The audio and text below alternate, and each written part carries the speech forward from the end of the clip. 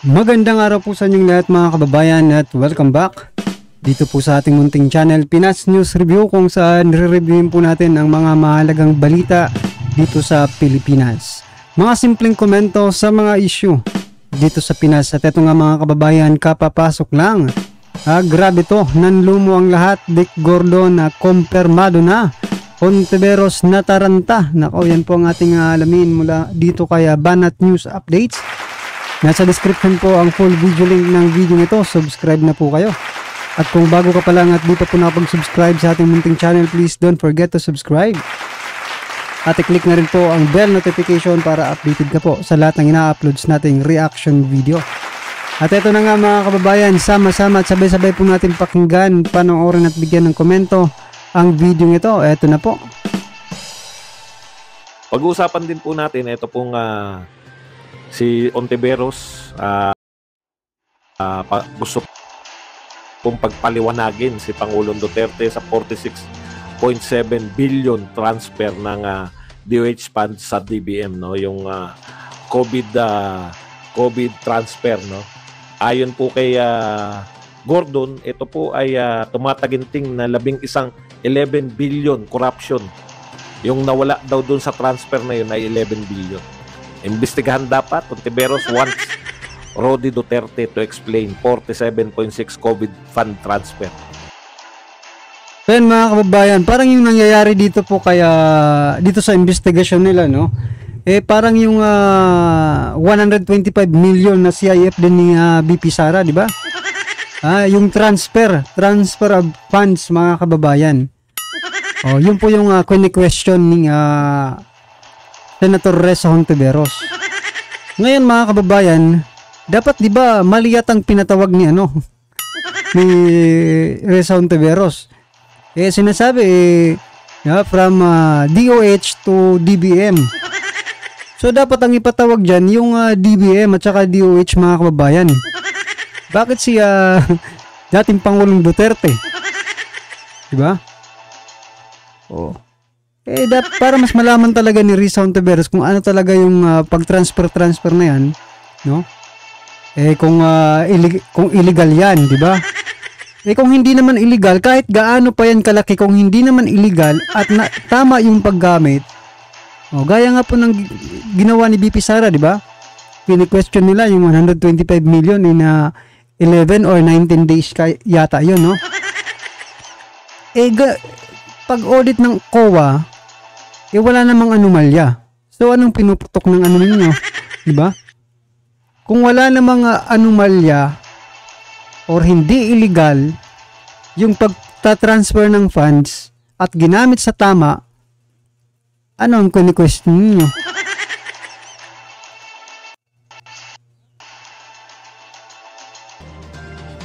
No?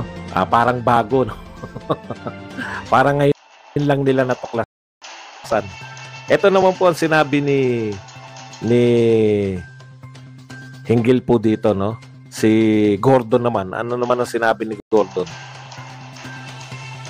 So far, that's how far we have gone. 11 billion was lost to corruption, principally because, even the Ombudsman and I are saying the hospitals in Mindanao never received the supplies. And for that matter, hindi na naumpisahan yung bayanihan. That is before it started. Lincoln Ong was already supplying PSDBM with 500,000 worth 27.7 million. But in reality, the Department of Health brought the same mass for 16 pesos. Di ko po maintindihan kung ano po yun. Okay. Yan siguro yung sinasabi niya na resulta ng kanilang investigasyon. So 11 billion daw yung nanakaw. Wala na akong problema. Wala akong problema doon sa investigasyon ng Senado. 7 buwan kayo nag-imbestiga Alangan na mawala kayong nahita, di ba? Ito naman po sinabi ni Ontiveros, since Duque made this statement under oath, former President Duterte should be included in the investigation, especially since it can be proven that he was introduced to Parmali officials by Michael Yang, his special advisor in 2017. Duterte should at very least explain the policy consideration that resulted in his directive to sec Duque.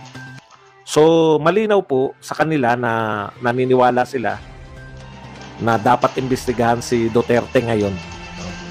Ang tanong ko po, hindi po ba inimbestigahan nyo na yan ng 7 months? Formally po yan. Yung inimbestigahan po ngayon ng HOR, inimbestigahan po yan ng Senate ng 7 buwan. Formally po ang tawag doon sa investigation. Tanong ko lang po, Senator Ontiveros, mag-uulitan po ba? Mag-investigate po ba ulit kayo sa Senate? Iimbestigahan nyo po ba ulit sa Senate yung inimbestigahan nyo na ng 7 buwan? Baka kasi Sir Badong, meron na po silang ngayon, mga ebidensya, no? Alam naman po natin na mahihilig po ang mga ito magtanim ng ebidensya. Mag-iiba ba ang investigasyon noon kaysa sa ngayon, mga kababayan? Diba? Wala na po bang katapusan? Yung investigasyon ninyo na natapos nyo na, iimbestiga po uli kayo ngayon?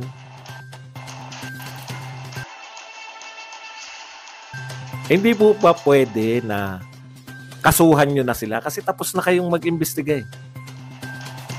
Sinasabi ni Gordon, 11 billion yung nakita nilang corruption. 11 billion na nanakaw doon sa transfer ng 46.7 billion. Ang tanong ko po, may naisang pabubang kaso kay Pangulong Duterte?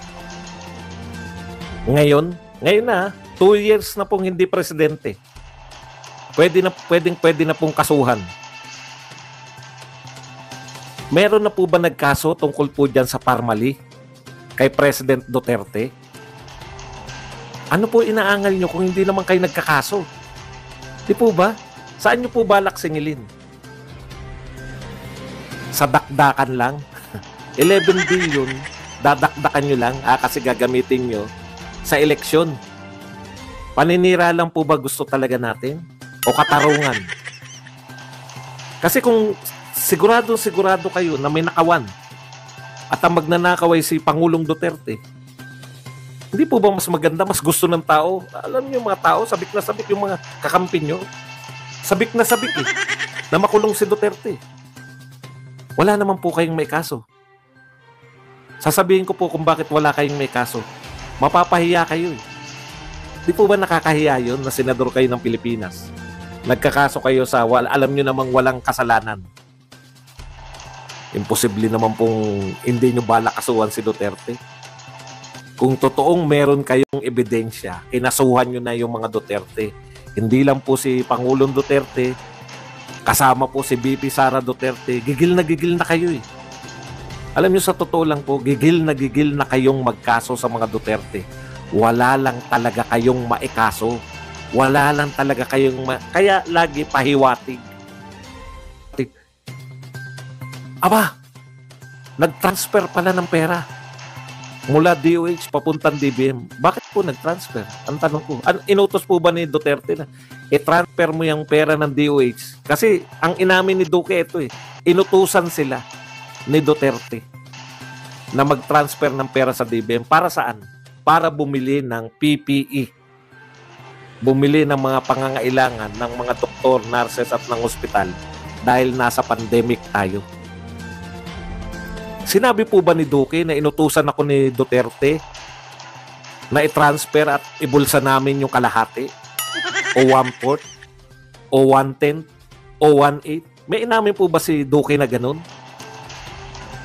Transfer eh. Alam niyo ang problema ng mga politiko ngayon? Hanggat maididiin nila si Duterte, kahit wala pong sinasabi na kaso. Yun yung pagkakaiba noon eh. Noon may binibintang eh. Di ba? May binibintang kay Napoles.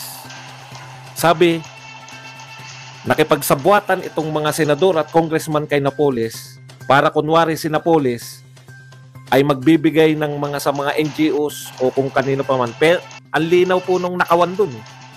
Pondo ng senador at congressman ipapadaan kay Napoles. Si Napoles yung magbibigay sa mga kunwari ang mga NGOs, etc. Malinaw po yung binibintang eh. Walang NGO, hindi legit yung NGO, hindi legit yung mga programa. Bahala na si Napoles gumawa ng mga kunwari ang NGO. May bintang. Ano pa? CTE. Bribe para magkaroon ng CTE. Noong araw, malinaw po yung mga bintang. Ngayon ang mga bintang sa mga Duterte, mapakesara, mapakepulong, mapasa tatay. Ang bintang sa mga Duterte, panay pahiwatig. Yung ginugulat lang tayo.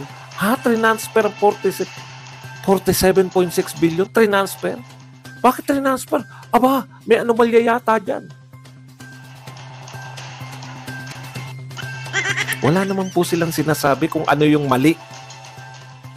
Illegal po ba yung pagtatransfer? Hindi. Ninakaw ba yung mga pera? Binulsa ba ni Duterte? Hindi rin. O bakit nyo? Bago nyo imbestigahan yung tao, bago nyo abalahin, pagbintangan nyo muna ng krimen. Wala nga kayong binibintang eh. Ganon din si Sara Duterte. Ito po, meron po ito Eto lang mga karibin natin, no? Opinion lang po, no? Baka pag umattend dyan sa investigasyon ninyo, si dating Pangulong Duterte ay matamimi kayo. Baka kayo pa ang tanungin. Diba? Ikaw, Gordon. Saan mo yung mga nakuha ninyo sa sa Red Cross? O ikaw, Rizon Tiveros.